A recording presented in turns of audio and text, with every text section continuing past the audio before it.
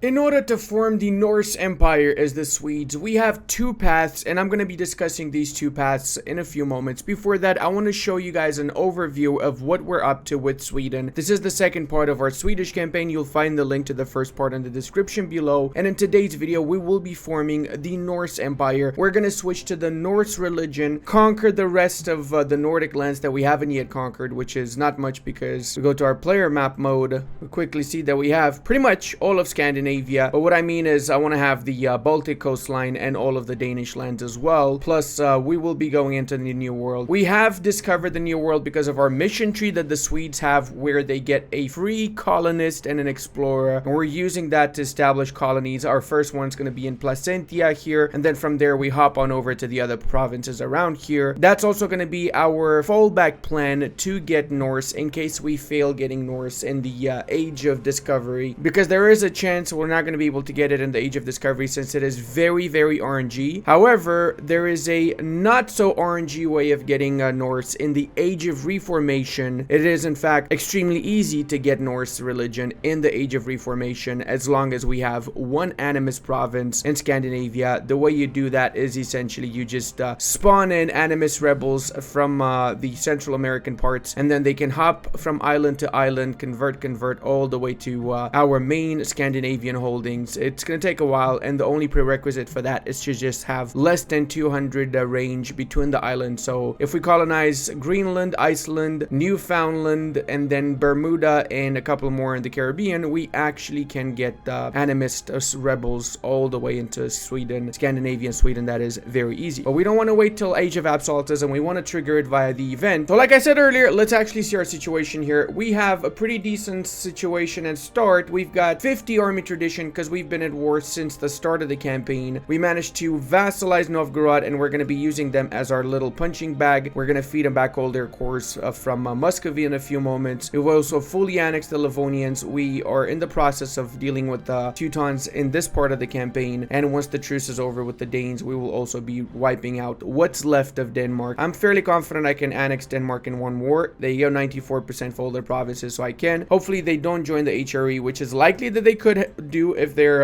improving relations with the Austrians. The Emperor is still Austria, right? Yep. So they're not improving relations. The Emperor pretty much hates them from default, so we should be fine with that. Now, economically speaking, we do have a few loans, 582 loans. These are 4% loans as well. So what we could do is we could get the burger loans and pay off the older loans, or we can just get some more money from Conquest and pay off the loans, because I also really want to give settler chance and global settler increase to finish off my colonies in Newfoundland a little bit quicker. So I'm not sure which privilege I'm going to give right now. We're still fine. 4 ducats on the plus, even though we have 2 ducats in interest is actually a-okay. We've deleted a few of the initial forts. We only have the one in Bohuslän, the one in Viborg, and the one in Latgalia left. I think there might be one more around here. Where is it? Or is it just 3? Really? No, there's 4. There's another one in Olonets. Oh, right. Okay. So there's 2 over here, and that's actually a really good fort in Olonets, so I'm not going to delete that because it is a forest fort. Manpower-wise, we're also doing absolutely amazing. Let's also lower our autonomy if we can. We probably did that before I finished the previous part of this campaign, didn't we? Yes, we did. Right, these guys are also our junior partner, Norway, in case you're wondering. And we have 19 ships as our main fleet. We're going to bring them back over here, and we're going to start replacing these ships with light ships, or better yet, just start hiring more light ships because we don't have that many right now. We're using 3 of them to explore the New World, and only 2 of them are actually helping us with our trade situation in the Baltic. As the Swedes, or better yet, as any of the Nordic culture nations, in order to get Norse religion back in through the event, we need to have our primary culture as Swedish, Danish, Norwegian, Icelandic, or Norse, because Norse is its own culture now, and we're going to be able to re-establish Norse culture after we got the religion. We have to be Catholic. We have to have the province of Bergslagen, which is this one over here, which we do have, obviously. We have to own it directly, not as a vassal or anything of the sort. Must not be a subject. We either need to be excommunicated, or we can also not be excommunicated but have the declared statute and restraint of appeals enacted. So we just need to lower our relations with the Pope. It has to be the Age of Discovery, and the worst one is that we need to have our leader with 5 of each mana point, so 5 admin, 5 diplo, 5 military, or it also works if he has the trait scholar or sinner. Our guy is not a sinner, quite the opposite. He's a zealot and he's not a scholar, so I'm waiting waiting to see if I get Scholar once in 4 years, once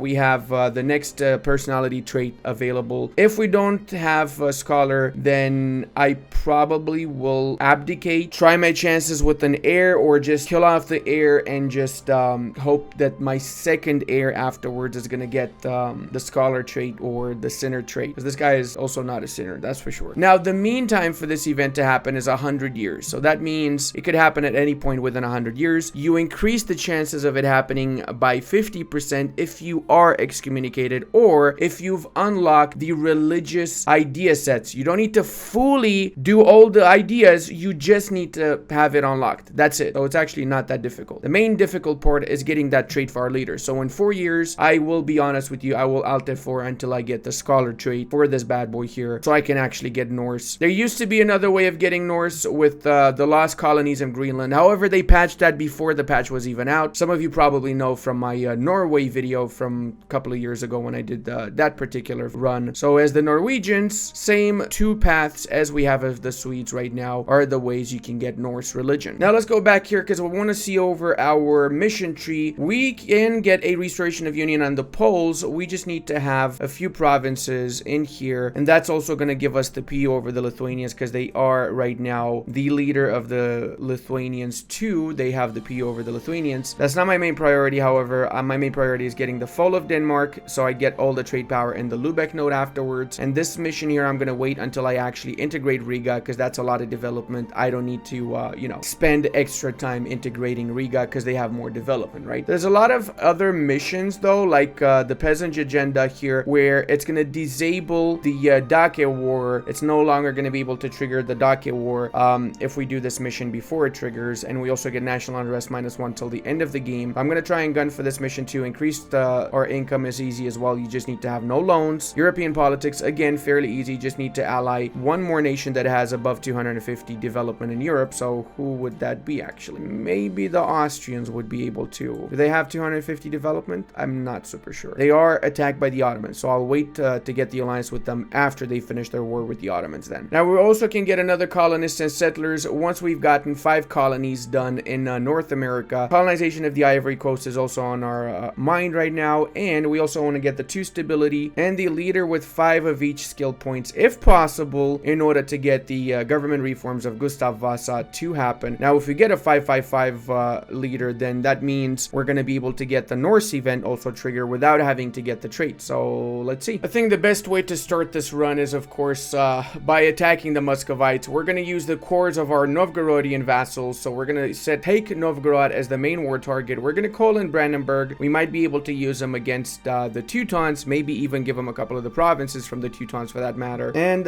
let's Gucci von Strombolucci. The thing is, we right now have military tech 6 and they have military tech 4. Also, they have roughly around the same amount of units as us. Actually, less than us when it comes to units. So I expect this to be an extremely easy war against the Muscovites. How's their manpower doing? They have a lot of manpower, so we do need to be careful with them, however. Also going to make my heir a general. He is actually horrible. Holy shit. It is what it is, unfortunately. And I'm going to likely just gun for the Teutons first. They only have 9,000 units, so I should have an easy time piecing them out so I can focus 100% of my attention on the Muscovites. Very small braid Teutons over here managed to get themselves trapped on this island, so should be able to wipe them out. They probably have better... Oh, they have a 4 shock general. Yeah, I'm not going to attack that. They can stay on that island for a while in that case until I take a few of their provinces. Global tariffs. That is horrible. Do we not have any actual good advisors? No way. Ooh, lose 10 papal influence. I don't really care about the papal influence that much anyway, so sure, we can do that. Get this diplomat back as well, and Sigius Maximus Sploricus at the same time. Yes, we fired that guy, so now we can hire somebody else. We only have horrible advisors, man. I'm gonna try and roll this up a few times in the hopes that I'm going to get some trade efficiency advisor or something of the sort. Come on, Novgorod, please fall so I can continue my my attack over here. Yeah, sure. 78 ducats and we sack Novgorod. 5 professionalism. Don't mind if I do. I'm actually going to jump straight for Moscow and the adjacent fortifications up next. Saint Proclaim. Okay. Norway wants some help.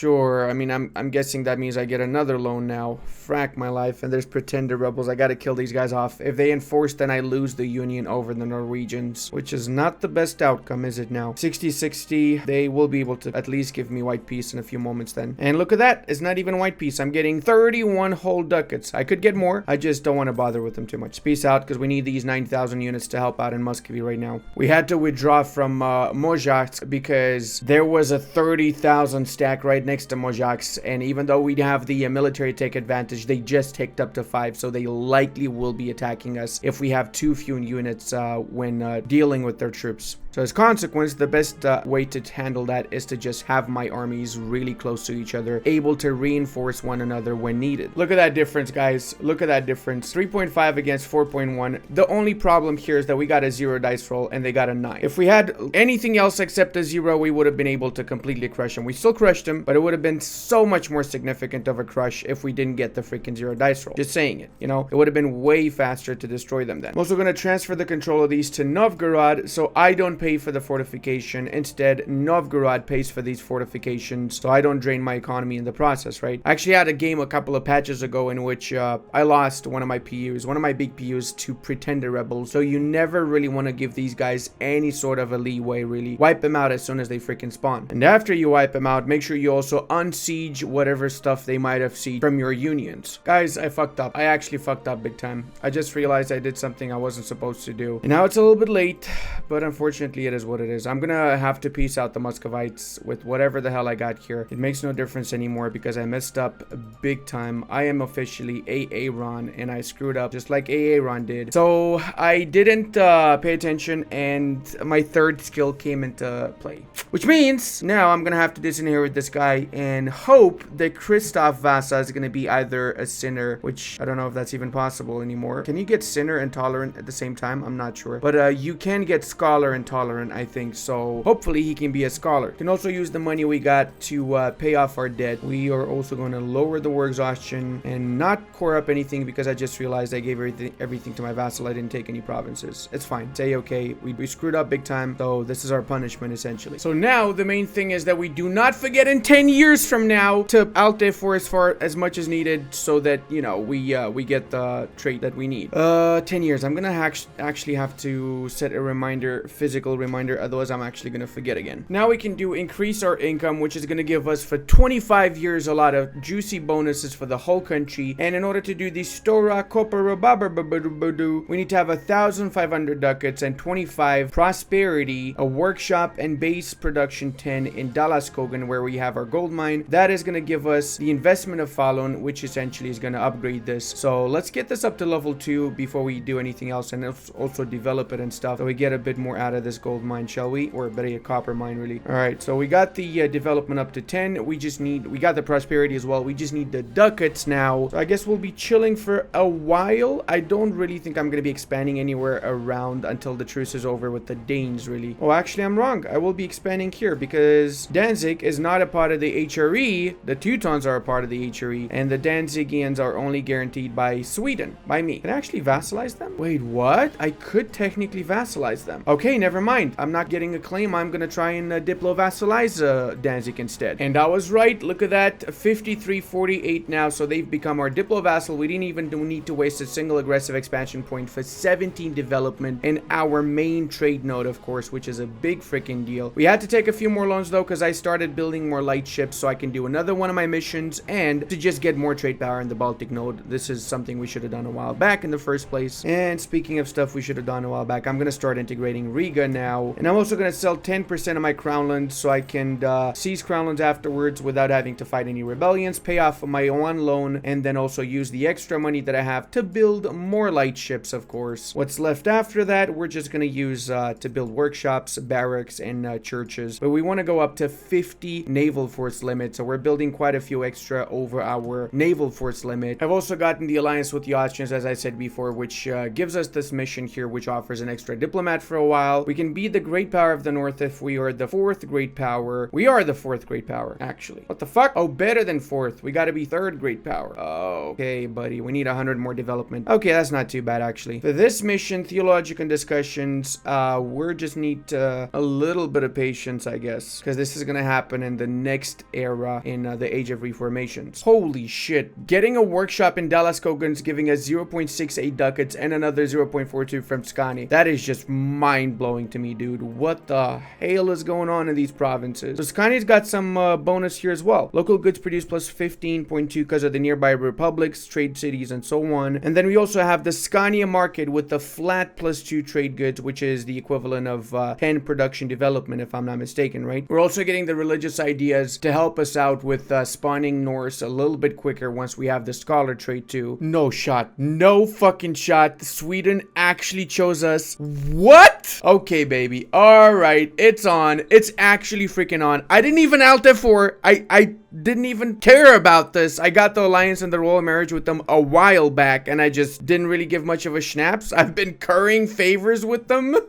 Okay, sure, I'll take it. That does mean I'm probably gonna have to fight with the French now. Yes, they will have to. Oh shit! And I was actually trying to get an alliance with the French. Well, it'd be like that sometimes. Wait, what? The Pope is basically dead. Spoleto is alive. Florence took the other provinces. Venice took the other ones as well. Holy mother. This is definitely a very juicy run for sure. That does mean we have 25 power projection from doing the Great Power of the North. And I just realized that's actually not permanent power projection. I was hoping it would be permanent. I guess it's pointless for us to get the curry favors with Burgundy anymore now. There we go. So what are we gonna do then? We have one extra Diplo relation slot. Yeah, it's fine. We're not gonna cancel any allies just yet still. And we have our very first colony in the New World. That is amazing. Let's go with the second colony now. We're gonna try and go somewhere as deep south as possible.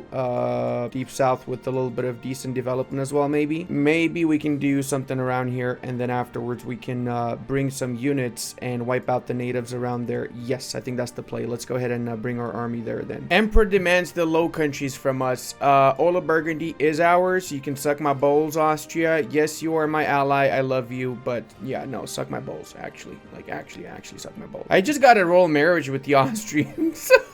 They actually did declare. I did not expect them to declare the war. I'll be totally honest. I was hoping that they would bugger off, but it's fine. It's fine. We can fight that. We got our allies on our side, right? We got Norway, Poland, Lithuania. Whew, that's gonna be interesting. For sure. We're gonna need more units, aren't we? We might even have to get some mercenaries. Or, we do have quite a little bit of professionalism. Let's just slacken recruitment first. Oh my god, dude. This is so close. 654. Why is he not 555, dude? If he was 555, that would have been perfect, man. Come on. Oh, what do I do? Do I accept him? Fine, I guess. Why not 5? Wait, my consort's a 005? Holy mother of incompetence right here. Alright, so we've started sieging down most of the stuff here. We are in the process of winning, but I don't care about this war that much. I'm actually gonna go and I'm gonna do a white peace or just get 87 ducats, which means 54 ducats for me. Why am I doing that? Because my truce is over with the Danes and I want to be attacking Denmark so I can fully annex them and do my mission tree. Obviously, I'm gonna be prioritizing the things that matter in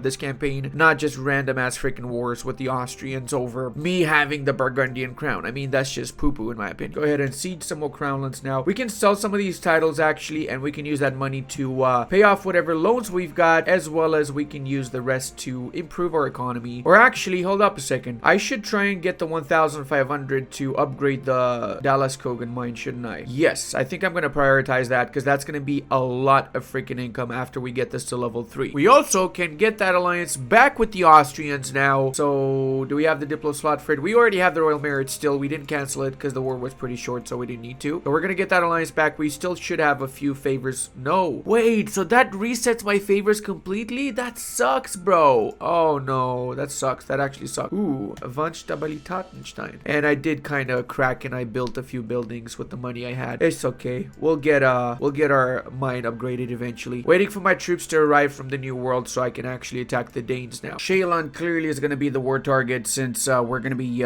taking all of the Danish lands. Taking the highest development province as our war target makes it so we can take a little bit more stuff in the war. We should be able to fully annex them. Let's just double check, but we should be able to. Yep, there you go. That is a full annexation right there. 58 aggressive expansion, not too bad though. So we still can dodge that particular coalition if I'm not mistaken. We will need to take our trade fleet and use it in this war, however, because right now the enemies do have a lot more ships than us, so we need to merge up our trade fleet and our main war fleet, of course. There you go, merge up, come over here. We need to take Shealand. Let's just send these units towards Shealand, and actually we can wipe out the entire Danish army since we have the straits afterward. Let's get both of these provinces. I was kind of thinking to dismantle the HRE, but there's a couple of achievements that I can get by becoming emperor of the HRE and by winning the Protestant League War. So I'm gonna keep it around just so I can actually get those achievements later. Ooh, look at that. Burgundy's deciding to just ruffle stomp into the Danish provinces. Cool, cool. So apparently we can do construct trade posts because we built marketplaces in 6 of the trade center provinces that we had. That means we're now gonna get trade efficiency plus 20%, 5 mercantilism, and a little bit of loyalty for the burghers, which really is gonna help us out with improving our economy in the short term. Shealand, the Shealand is ours, and we got rebels in Iceland. No. Polish conquest against Mazovia. What the fuck you mean against Mazovia? There you have that. Oh, Austria must have released Mazovia as an independent nation when they attacked the Poles. Ooh, that sucks. I was gonna call in the Brandenburgens so I can give them the lands here. I was gonna do that in the previous war against Muscovy, but I'm gonna do it now. Moment of truth is here, boys. We have 1 day, and then we're gonna get the second trade for Christoph Vasak here. He has to be a scholar or a sinner. So how do I put this lightly? I am going to alt F4 my game until he is going to be one of the two. It's as simple as that. I'll let you guys know how many alt F4s it took me though. I owe you at least that, right? So you might be wondering how many alt F4s did this take me. Let's just say that I watched half an episode of Seinfeld and realized that Seinfeld used to be a lot more funny when I was a kid. Rewatching that shit, I don't know, man. Not so funny anymore. Anyway, so we are now a sinner, which means we can get the event as consequence since we have all the prerequisites for it. We are a sinner or a scholar, so we got the sinner one. We have minus 50 relations with the Pope. Well, we have minus 165 because we went for the restraint and appeal thingy, which means that's the second prerequisite. We're Swedish. The other prerequisite, we have Bergslagen, the other prerequisite, and so on. So now it's just a matter of wait. It's literally just a matter of waiting. The mean time for this to happen is 100 years. So it can happen next month or it can happen 10 years from now. If we don't get it in the Age of Discovery, which hopefully we do get it in this age, then we're gonna wait until the Age of Reformation, and then we're gonna do it via the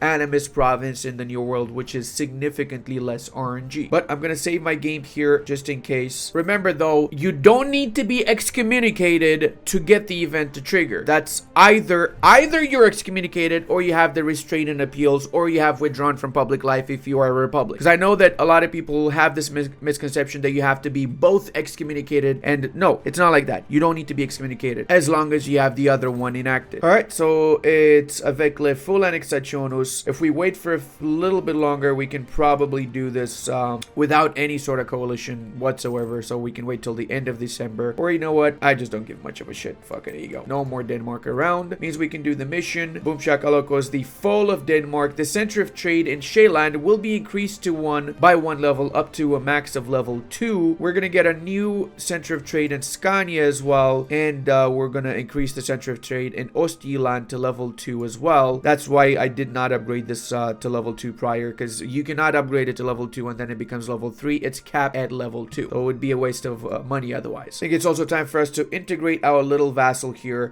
Shit, we have Diplo Rep -3 because I forgot to give the vassal integration policy when I started integrating Riga. So we're gonna integrate them in 2 years, unfortunately. We gotta wait for a little bit longer. The Duchess of Burgundy died, which means we just inherited all of Burgundy. Holy schnappledoo. We gained a lot of land. Ooh, we are the greatest. Ooh. That's a Swedish song, in case you're wondering. It's an old Swedish folk song, really. Alright, we're gonna give this out as well, so we have some more governing capacity. We're at 490 out of 500. We haven't even made full states out of all of these provinces. Ooh, my boys. Yeah, because we're also very close to the reformations. I mean, we're probably 15, 20 years away. We're gonna need to keep an eye out here. Either accept all these cultures and make sure they stay Catholic or whatever religion, or we switch our capital here in order to prevent the Dutch revolts from happening. But we're gonna do that after we get the Norse to trigger. I didn't realize how cheap it is to actually develop Stockholm. Ah, my boys, it's time to develop, isn't it? Yes, sir. We gonna be get all the development in here. We're gonna also start the golden era to get the bonuses from that. I'd like to start it 1490s, early 1490s. So 1487 is not bad also. And what are we gonna go for here? I don't really know. I don't know. 80 maybe? Doesn't make any difference anyway. We're gonna be chilling for a while here. The only war we're gonna be doing is against the Muscovites and another one against the Teutons. I'm just honestly very hopeful that I'm gonna get that freaking event to trigger since we have all the prerequisites from it. Come on, man. Just trigger already, please. Oh no, I just realized we don't have a flagship. So let's get our flagship done here. Give it a proper Swedish name and launch it off so we can get more trade power in the English node afterwards. Because right now we have moved over to the English node because of, you know, having a big chunk of the English node. Still basically waiting for the freaking event to trigger. They are on military tech 5 now and we are in military tech 7. So...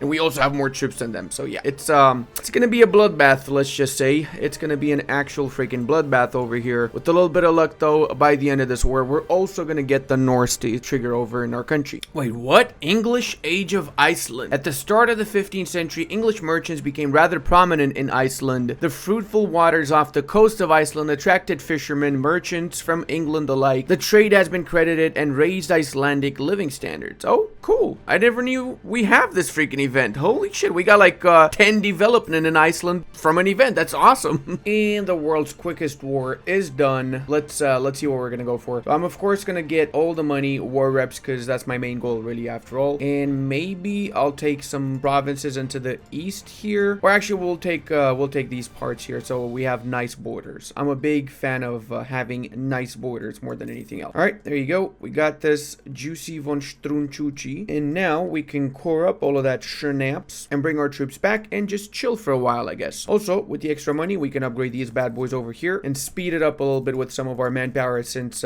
we are not going to go to war for a while, so we might as well use it up, right? Monument is finished upgrading, so I'm going to take a couple of loans just so I can quickly do my mission. Boom shakalaka. And I just realized that it's maxed out at level 2, isn't it? Yup, we could have gotten that upgraded to level 2 for 1,500 rather than 2,500. You cannot go from level 2 to 3. All I can do instead is get a weapons manufacturing and a counting house there. Bro.